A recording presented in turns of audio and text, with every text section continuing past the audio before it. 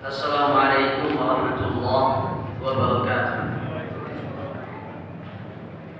Alhamdulillahirabbil alamin wa bihi nasta'inu ala umuri dunya waddin. Asyhadu an la ilaha illallah wahdahu la syarika lah wa asyhadu anna Muhammadan 'abduhu wa rasuluh. Sallallahu alaihi wa ala alihi wa ashabihi wa man tabi'ahum bi ihsanin ila yaumiddin, amma ba'd. Ikhwani fid din wa akhwati fillah, para jamaah sekalian yang semoga dirahmati Allah Subhanahu wa taala, kita kembali melanjutkan kajian kita dari pembacaan As-Sirah An-Nabawiyah, kisah perjalanan hidup Nabi kita yang mulia Nabi Muhammad sallallahu alaihi wasallam. Di pertemuan yang lalu kita sudah bahas nasab beliau, kelahiran beliau, dan kehidupan masa kecil dari Nabi Muhammad SAW, yang mana beliau dilahirkan dalam keadaan yatim dan di usia yang ke-6 tahun ibunda beliau SAW meninggal dunia. Ayahnya bernama Abdullah bin Abdul Muttalib, ibunya bernama Aminah bintu Wahab. Di pembahasan kali ini kita akan lanjutkan pembahasan, judulnya Hayatu Muhammadin sallallahu alaihi wasallam wa a'maluhu qabla al-bi'tsah. Kehidupan Nabi dan pekerjaan Nabi sebelum diutus menjadi Nabi dan Rasul. Jadi sebelum beliau diutus jadi Nabi dan Rasul, Nabi Muhammad SAW itu punya kehidupan, punya kegiatan, punya pekerjaan yang beliau lakukan sehari-hari. Kita bahas yang pertama, pekerjaan Nabi Muhammad sebelum beliau diutus menjadi Nabi dan Rasul. Apa pekerjaan beliau? Ada dua. Pekerjaan yang pertama adalah menggembala kambing, dan itu bukan kambing beliau. Beliau hanya buruh yang menggembalakan, tapi kambingnya punya orang lain. Di antara dalilnya adalah hadis riwayat Al-Bukhari dan Muslim dari Jabir bin Abdullah. Kata Jabir bin Abdullah, suatu hari kami pernah bersama Nabi sallallahu alaihi wasallam untuk mencari kayu siwak. Jadi di Arab sana ada sebuah ranting pohon yang biasa digunakan untuk membersihkan gigi atau gusi atau lidah, disebut dengan siwak. Dan di negara kita sudah masyhur ya, ada siwak. Jadi para sahabat sedang mencari kayu siwak. Tiba-tiba Nabi SAW mengatakan kepada mereka, "Alaikum bil aswadi." Kalau kalian ingin mencari kayu siwak yang kualitasnya bagus, carilah kayu siwak yang berwarna hitam. Itu bagus kualitasnya. Mendengarkan kalimat ini, sahabat kaget, karena di bangsa Arab ketika itu tidak ada seorang pun yang dia ahli mengerti mana kayu siwak yang wangi, mana yang tidak wangi, mana yang kurang wangi, kecuali penggembala kambing.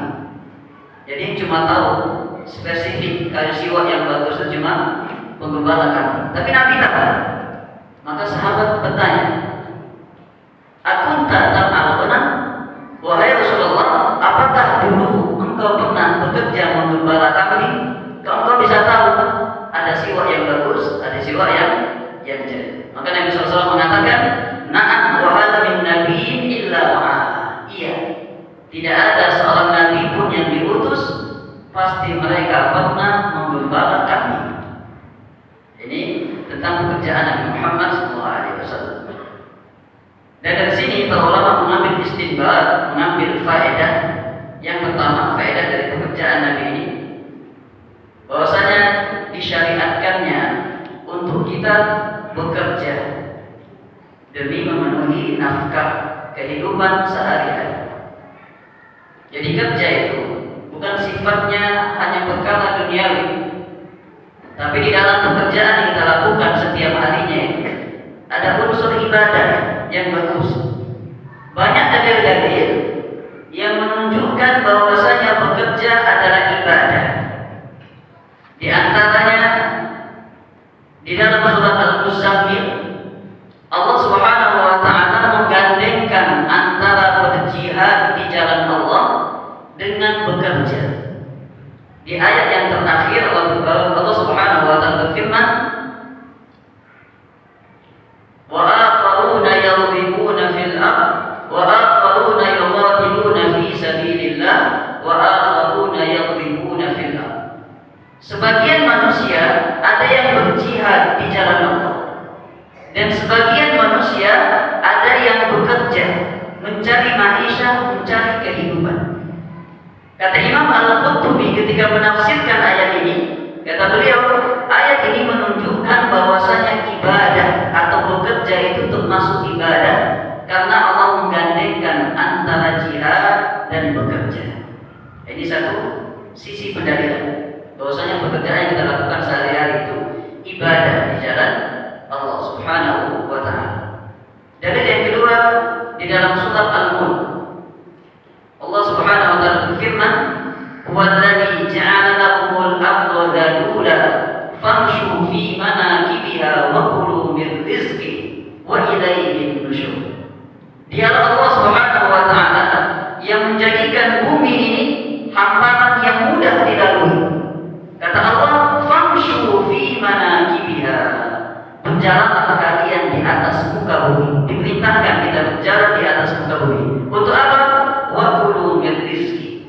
Untuk memakan rizki dari Allah Subhanahu wa taala. Kata para ulama, ini ayat menjadi dalil bahwasanya bekerja adalah ibadah karena kita diperintahkan untuk berjalan di atas muka bumi. Maka ini faedah yang pertama, bahwasanya disyariatkan bagi kita untuk bekerja karena kerja adalah ibadah. Dan bukan cuma Nabi Muhammad yang bekerja, nabi-nabi yang lain pun punya pekerjaan.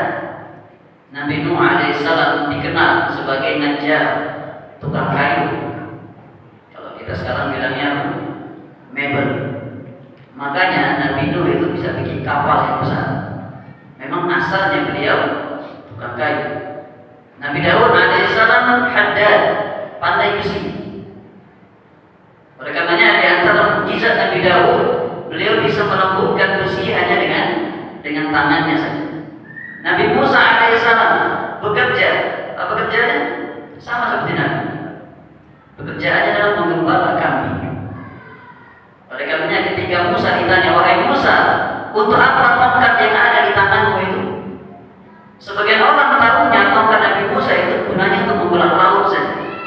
Padahal Nabi Musa mengatakan, "Wa ahusyu biha ala ghanami." Dalam surah Thaha disebutkan, tongkatku ini salah satu gunanya untuk mengalahkan ghanami, kambing-kambingku.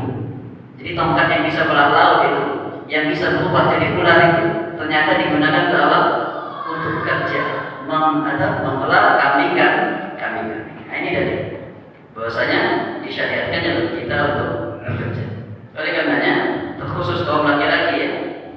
Di zaman Nabi SAW itu laki-laki usia 15 tahun, mereka sering datang kepada Nabi SAW. Bahkan usia 14, usia 15 datang menemui Nabi SAW. Kenapa menemui Nabi? Minta berangkat jihad. Dikarenakan kata Imam Ibnu Qayyim, di masa Nabi di antara pekerjaan adalah al-jihad. Jihad. Jadi jihad itu selain untuk mengangkat kalimat Allah, juga untuk maisha, mencari nafkah. Karena orang kalau berangkat jihad, pas pulang dia bawa apa? Oh, ghanimah. Itulah nafkah dia, ghanimah. Jadi peperangan itu jadi pekerjaan. Oleh karenanya kata Syekh Mustafa Al-Adawi, laki-laki itu wajib dinafkahi oleh ayahnya hanya sampai usia 15 tahun. Di atas 15 tahun itu sifatnya sunnah saja. Makanya di zaman Nabi usia 14, usia 15 sudah sibuk ingin berangkat jihad supaya bisa menafkahi dirinya sendiri. Itu laki-laki di masa dulu ya. Laki-laki masa sekarang 20, 25, 30 kadang masih minta orang tua, nggak dikasih nggak mau ya. Nah, ini nggak paham ya. Padahal bukan sesuatu yang wajib lagi, tapi sudah sifatnya sunnah saja dan dianjurkan. Maka ini faedah yang pertama. Faedah yang kedua, yaitu hikmah dari menggembala kambing. Kenapa tidak menggembala onta atau menggembala kuda? Hikmah dari menggembala kambing ada dua, disebutkan oleh para ulama. Yang pertama, untuk melatih kesabaran dan kesantunan. Jadi Nabi itu bekerja menggembala kambing dalam rangka melatih beliau supaya sabar, supaya santun. Dikarenakan sifat-sifat umat yang nanti beliau temui mirip dengan kambing yang sedang beliau gembalakan. Mirip tingkah. Kambing itu kan nggak semuanya gampang untuk disuruh kubur. Ada yang loncat kanan, loncat kiri. Ada yang lari ke sana, harus dikejar lagi. Demikian sifat umat beliau nanti yang beliau didik itu seperti itu. Ada yang suka membangkang, ada yang penurut. Maka itu hikmah yang pertama. Hikmah yang kedua, kenapa Nabi SAW menggembala kambing?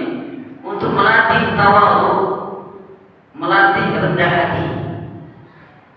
Karena di zaman itu kambing bukan sesuatu yang mewah, apalagi hanya mengembala kambing orang lain, sehingga muncul di diri Nabi itu tawadhu, rendah hati. Walaupun nanti beliau seorang Nabi dan seorang Rasul, beliau tidak boleh semena-mena harus rendah hati kepada kaum muslimin. Oleh karenanya tidak mengembala onta atau kuda, karena onta dan kuda itu dari barang mewah ketika itu. Seandainya mengembala hewan-hewan yang mewah, seorang itu bisa tinggi hati, hilang tawadhunya. Maka ini dua hikmah. Jadi mengapa Nabi SAW mengembala kambing? Ini pekerjaan yang pertama. Pekerjaan Nabi yang kedua adalah berdagang. Nabi SAW berdagang. Kapan beliau mulai berdagang ini? Beliau mulai berdagang di usia 12 tahun. Jadi usia 12, karena ayah ibunya tidak ada lagi, Nabi SAW pergi berdagang ke Syam bersama siapa? Ke Syam bersama siapa? Abu Thalib dulu. Nanti kalau sudah beranjak dewasa, beliau sudah 20 ke atas, baru ikut ke Khadijah. Tapi ketika usia belasan, beliau ikut Abu Thalib. Oleh karenanya ketika ikut Abu Thalib pergi berdagang ke Syam, bertemu dengan seorang pendeta namanya Buhairah. Buhairah ini ketika melihat Nabi, dia agak cirek. Ini orang ini mirip ciri-ciri Nabi yang terakhir yang disebutkan di dalam kitab kami. Akhirnya beliau dekati Nabi. Beliau pegang pundaknya, beliau lihat ciri fisiknya. Karena dalam Taurat dan Injil disebutkan ciri-ciri fisik Nabi. Dan ini Rahim, seorang ahli agama di agamanya ketika itu. Dia melihat fisiknya, ini tanda seorang Nabi. Akhirnya dipanggil Abu Thalib. Engkau bawa pulang anak ini ke Mekah, karena aku melihat pada dirinya ada sifat-sifat tanda-tanda Nabi yang terakhir padanya. Kalau dia tertangkap oleh orang Romawi, dia bisa dibunuh. Akhirnya dibawa pulang Nabi alaihissalam dari Syam menuju ke Mekah. Dikarenakan bangsa Quraisy itu mereka biasa berdagang. Kadang berdagang ke Yaman, kadang berdagang ke Syam. Makanya ada surat judulnya surat Quraisy, li'ila fi Quraisy ila fihim rihlatash shita'i was-shayf. Kebiasaan orang-orang Quraisy. Apa kebiasaan mereka? Mereka biasa melakukan perjalanan perdagangan syita di musim dingin, was-shayf, dan musim panas. Musim dingin ke mana? Ke Yaman. Musim panas ke ke Syam. Jadi model berdagangnya ketika pergi ke Yaman, bawa barang-barang yang ada di Mekah yang akan dijual di Yaman. Sampai ke Yaman, barang dagangan habis, beli barang-barang di Yaman yang akan dijual di Mekah. Begitu sebaliknya. Pergi lagi ke Syam, bawa dagangan dari Mekah, jualan di Syam. Habis barang dagangan, beli barang-barang yang di Syam, bawa ke Mekah, jualan di Mekah. Nah, begitu prinsip orang Arab di masa itu. Dan Nabi SAW diajari oleh Abu Thalib untuk berdagang. Setelah usia 20-an ke atas, jadi dari usia 12 sampai 20-an, ada yang mengatakan 21, ada yang mengatakan 25. Nabi ini dikenal dengan seorang yang sangat jujur ketika berdagang.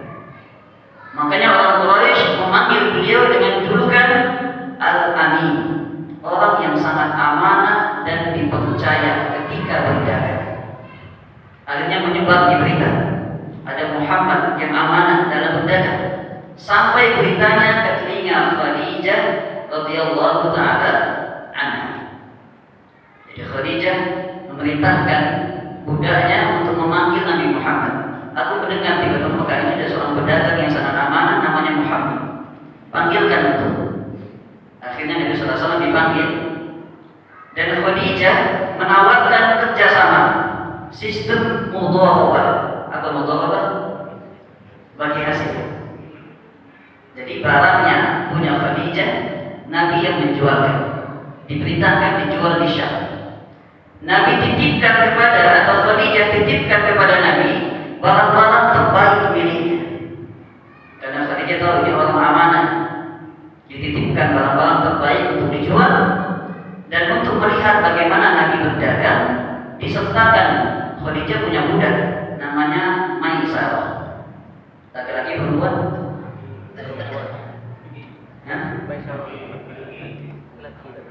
Laki-laki? Perempuan lah Maisarah. Khadijah itu punya budak. Budaknya ini diperintahkan menemani Nabi untuk berdagang ke Syam.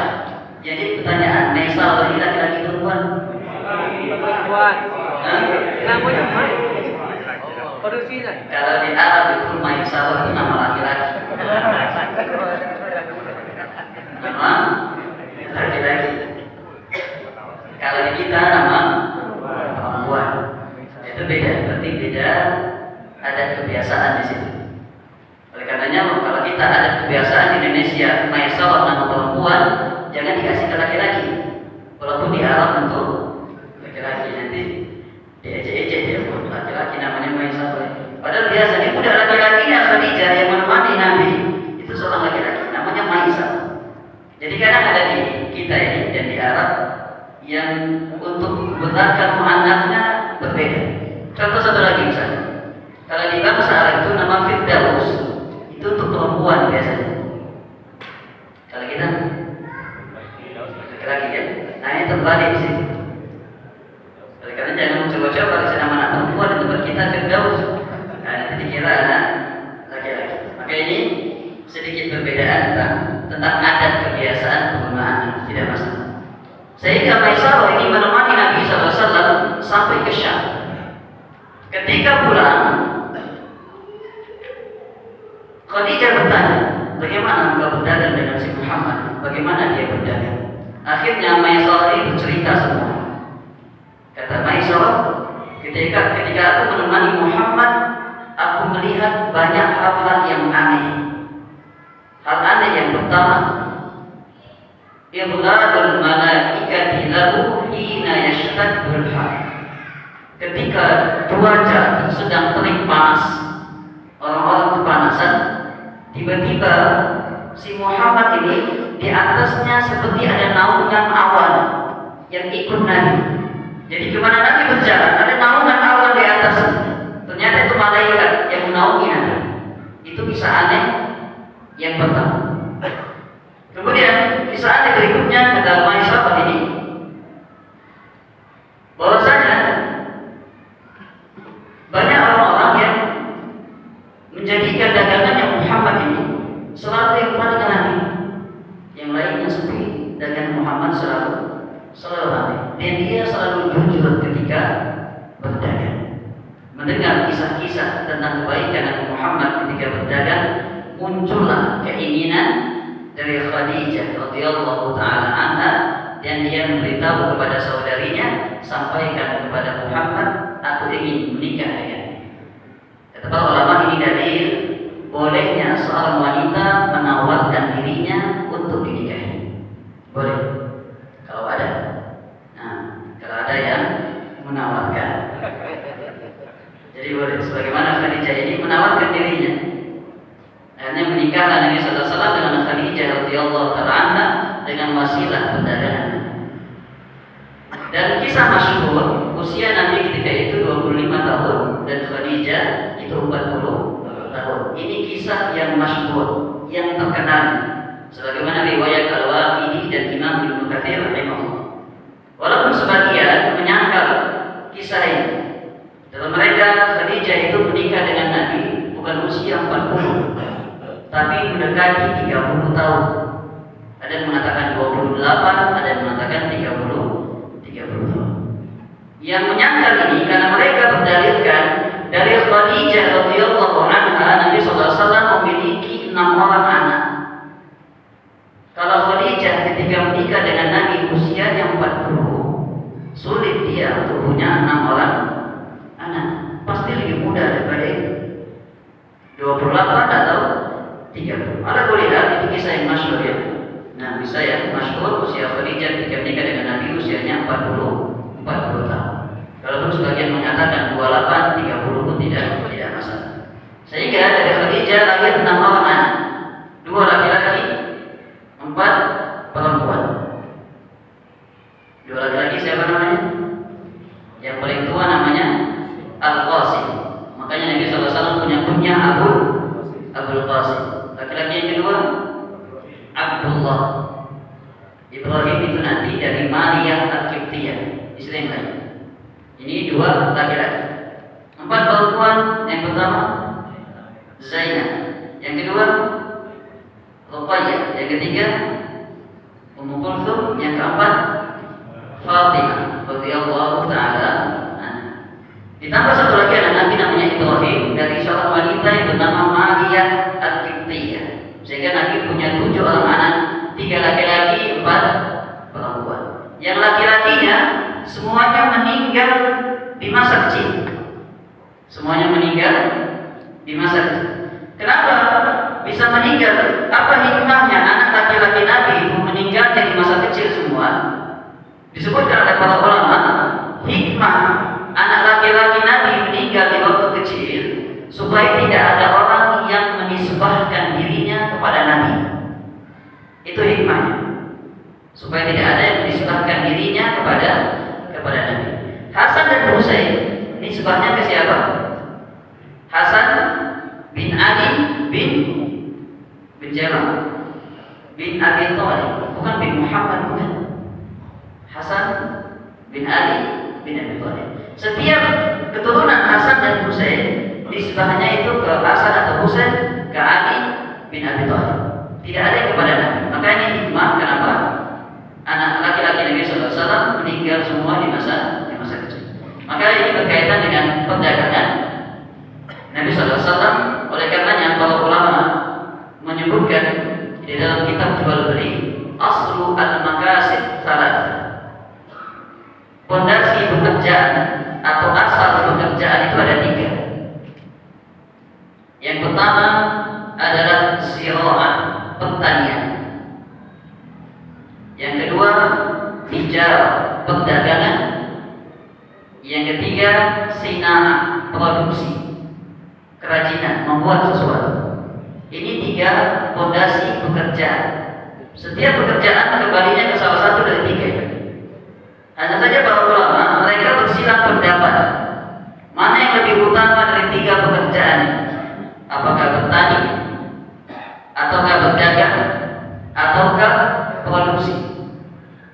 Sebagian mengatakan pekerjaan yang paling utama itu adalah zira'ah, pertanian, bertani. Kenapa? Ada 2 sebab. Pertama, pertanian itu lebih menampakkan ketawakalan kepada Allah. Orang kalau nanam sawit sudah dipupuk, disiram air, dia pulang ke rumah, kemudian tawakal atau duduk di situ nungguin batangnya sampai tumbuh. Pulang tidak? Pulang dia. Siapa yang menumbuhkannya? Allah Subhanahu wa Ta'ala dengan sebab pupuk yang dia berikan dan airnya. Ini menunjukkan dia tawakal. Petani. Yang kedua, pertanian ini dikatakan lebih utama dikarenakan dia bisa menjadi amal jariah. Orang punya sawit, baru panen satu kali, meninggal. Kemudian siapa yang meneruskan? Anak-anaknya, ahli warisnya. Nah, itu jadi amal jariah di sini. Ini berkaitan dengan pertanian. Sebagian mengatakan pekerjaan terbaik adalah bicara, berdagang. Kenapa? Karena berdagang itu ada nas khusus yang datang dari Nabi SAW. At-tajirus sadiqul as-sadiqul amin ma'an nabiyyin was-siddiqin wasyuhada. Pedagang yang jujur dan amanah itu. Syaratnya dua ya, jujur dan amanah. Apa keutamaannya? Ma'an nabiyyin, akan masuk ke dalam surga bersama para nabi, was-siddiqin, dan orang-orang yang jujur, wasyuhada, dan orang-orang yang mati syahid.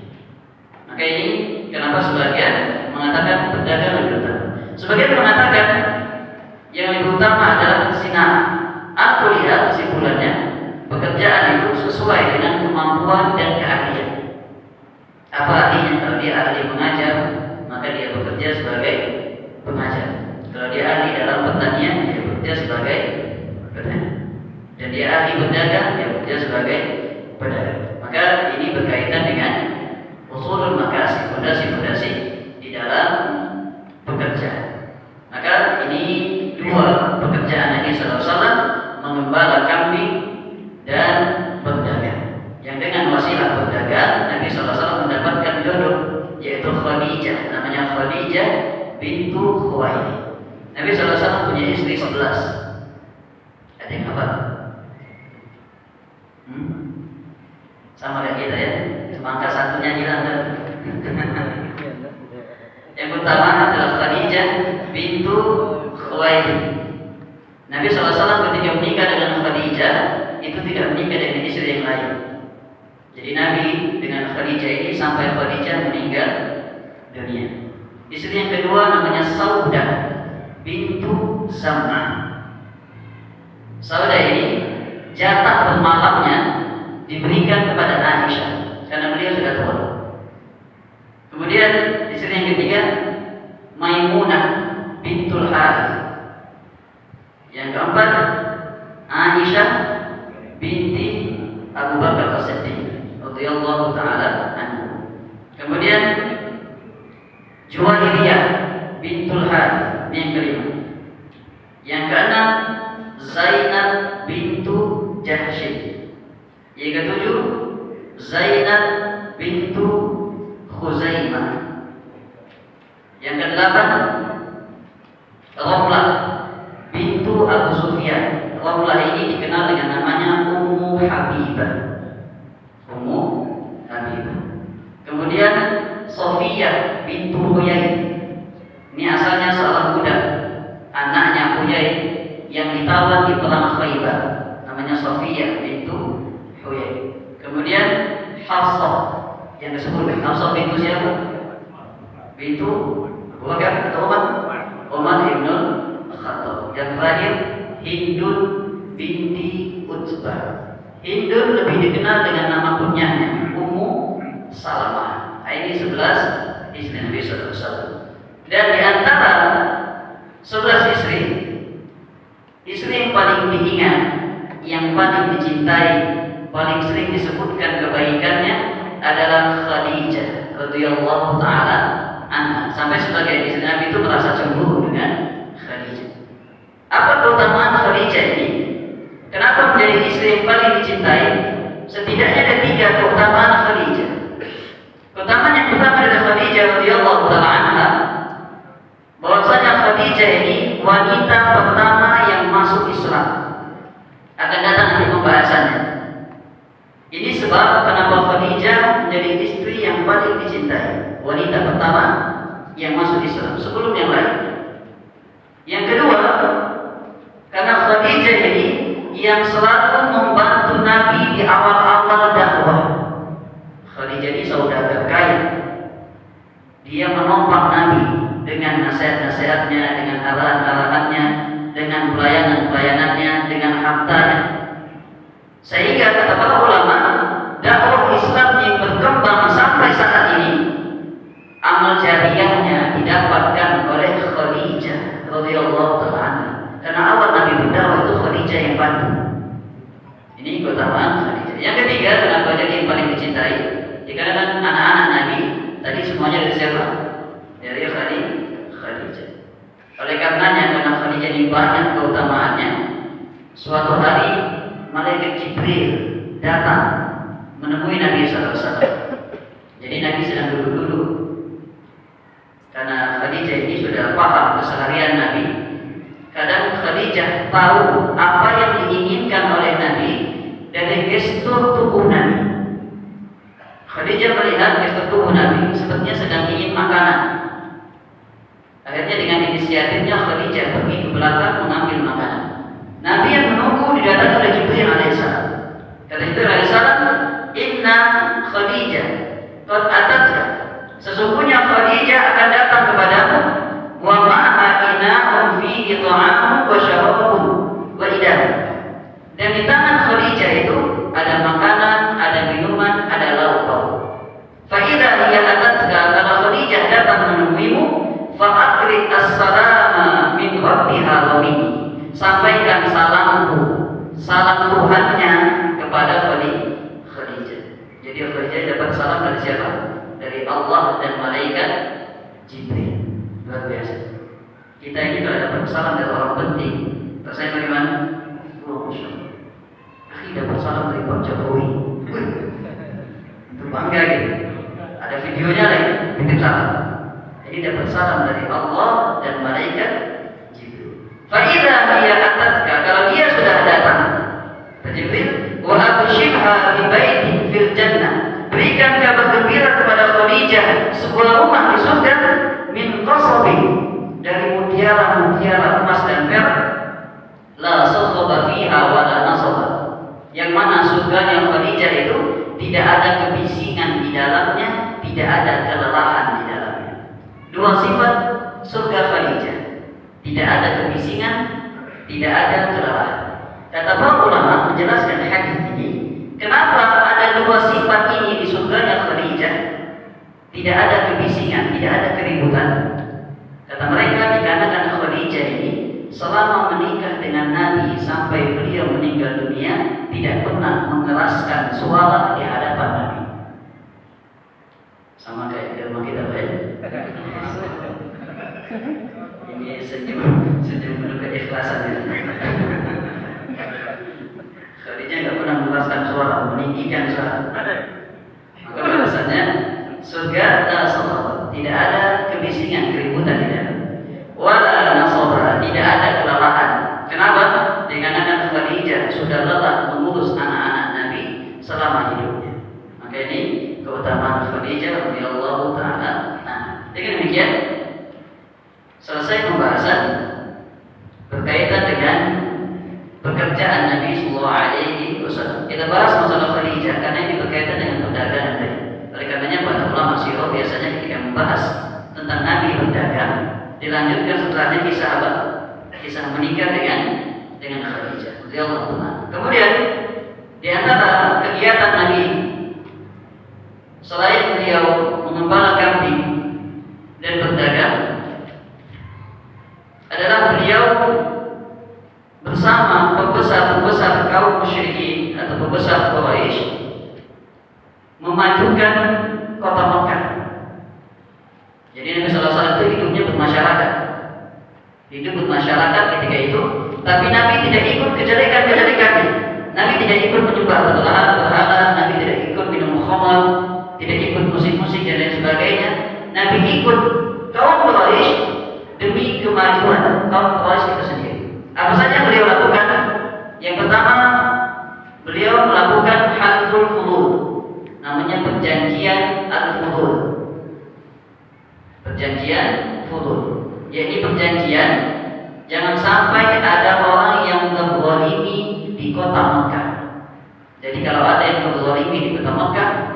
maka dipanggil, disuruh mengembalikan kezaliman yang dia lakukan. Demikian Nabi SAW ikut bersama kaum Quraisy membangun Ka'bah. Karena Ka'bah ini kadang beberapa kali ada kerusakan, sering terkena banjir. Maka rusak kemudian diperbaiki, rusak kemudian diperbaiki. Maka ini kegiatan Nabi SAW sebelum beliau diutus menjadi Nabi dan Rasul. Selesai pembahasan kehidupan beliau dan kegiatan-kegiatan beliau. Bab selanjutnya, yaitu tentang irhasatul bi'tsah wa muqaddimatul nubuwwah. Pendahuluan sebagai isyarat beliau akan diangkat menjadi Nabi dan Rasul.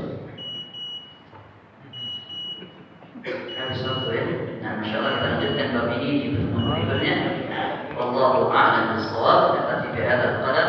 Subhanakallahumma wa bihamdika asyhadu an la ilaha illa anta